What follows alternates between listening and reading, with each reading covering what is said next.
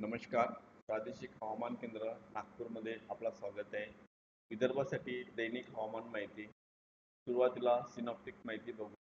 925 HPA wind चार्टमध्ये दाखवल्याप्रमाणे विदर्भावर येणारी हवा ही पश्चिम दिशेने येत आहे.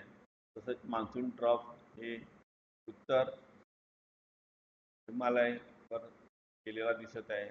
तसेच चार्ट नंबर 2 मध्ये सुद्धा मान्सून ट्रफ हा उत्तर दिशेने हिमालयाच्या पायथ्याशी आहे, तर विदर्भावर येणारी हवा ही पश्चिम दिशेने येत आहे. पुढील 3 दिवस हवामानाचा अंदाज.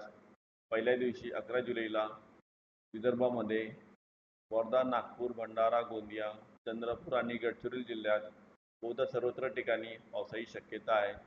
तर अकोला, अमरावती, बुलढाणा, वाशिम आणि यवतमाळ जिल्ह्यात विरळ ठिकाणी पावसाची शक्यता आहे. दुसऱ्या दिवशी 12 जुलैला विदर्भामध्ये अमरावती, नागपूर, भंडारा, गोंदिया, चंद्रपूर आणि गडचिरोली जिल्ह्यात बहुधा सर्वत्र ठिकाणी पावसाची शक्यता आहे. तर बुलढाणा, अकोला, वाशिम, यवतमाळ आणि वर्धा जिल्ह्यात विरळ ठिकाणी पावसाची शक्यता आहे. तिसऱ्या दिवशी 13 जुलैला विदर्भामध्ये नागपूर, भंडारा, गोंदिया, चंद्रपूर आणि गडचिरोली जिल्ह्यात बहुधा सर्वत्र ठिकाणी पावसाची शक्यता आहे. तर बुलढाणा, अकोला, अमरावती, वाशिम, यवतमाळ आणि वर्धा जिल्ह्यात विरळ ठिकाणी पावसाची शक्यता आहे. पुढील 3 दिवस हवामानाचा इशारा. पहिल्या दिवशी 11 जुलैला विदर्भामध्ये अमरावती, नागपूर,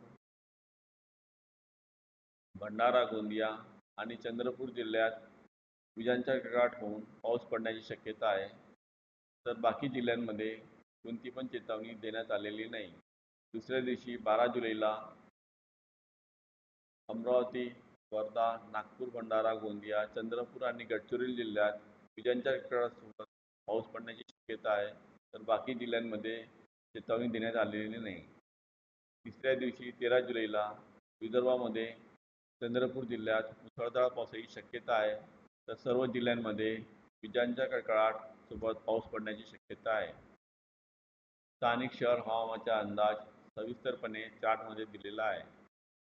कमाल तापमान. पुढील 5 दिवसात कमाल तापमानात कोणताही मोठा बदल होणार नाही. हवामान माहितीसाठी इंस्टाग्राम, ट्विटर, फेसबुक आणि यूट्यूबवर हवामान माहिती बघू शकता. धन्यवाद.